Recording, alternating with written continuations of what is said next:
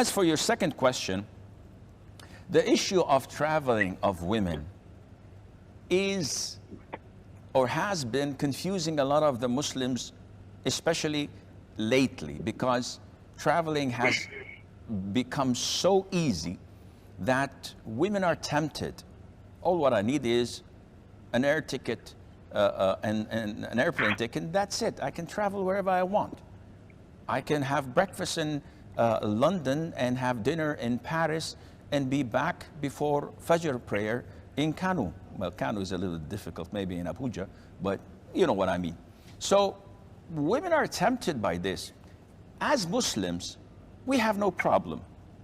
What do you mean, Sheikh? We have no problem because we have Quran and Sunnah. So I don't have to go to Tom, Dick, or Harry to tell me, okay, it's fine for you to come to Umrah without a mahram. If you're 40 years old and above, it's okay for you to come for Umrah. Who says okay? So and so, Tom, Dick, or Harry. Even if Charles says this, I'm not gonna buy into it because I'm a Muslim. So what I follow is the Quran, the Sunnah. So let us look at the Sunnah. In the Sahih, the Prophet ﷺ was addressing the companions.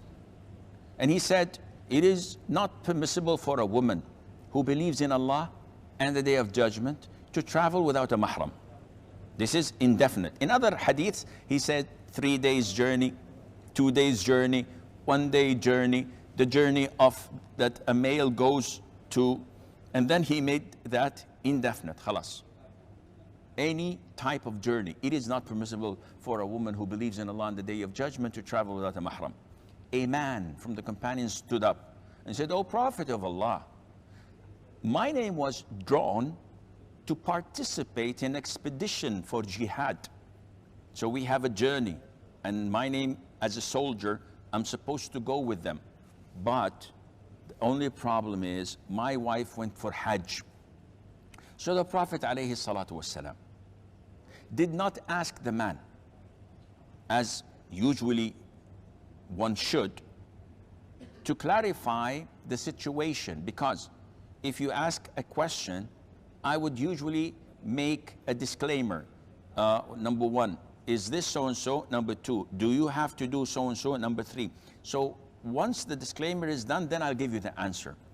I can't give you an answer that fits all, unless it is an answer that fits all. So the Prophet ﷺ, when he was asked about such a dilemma, he did not ask the man, is your wife beautiful or is she ugly? He did not ask the man, is she young or old? And he did not ask the man, is she traveling alone on her own, or is she in the company of trustworthy women?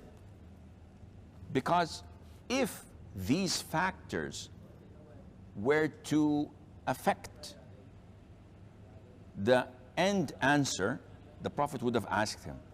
But because the answer is fixed for all times, all generations, everyone, the Prophet ﷺ immediately said to him, go and catch up with your wife. Meaning leave jihad and accompany your wife in her Hajj, because she must not travel without a mahram. Now, I get people coming to me and said, Sheikh, Umar ibn al-Khattab, may Allah be pleased with him, sent the mothers of the believers, the wives of the Prophet ﷺ, for Hajj, and they did not have mahram. And I come and say, MashaAllah, how did you know they did not have mahram? All the mothers of the believers had brothers, had nephews, had uncles from all the Sahaba.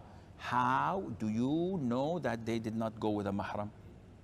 So I don't know, but I thought that this was a legitimate reason. No, it's not. And even if he did, this was his ijtihad, may Allah be pleased with him, but we have the hadith of the Prophet ﷺ. So rest assured, what you're following is the right thing. You're following the fatwa, not of Tom, Dick, or Harry, the fatwa of the Prophet himself ﷺ, who said, it is not permissible for a woman who believes in Allah on the Day of Judgment to travel without a mahram, and Allah Azza wa Jal knows best.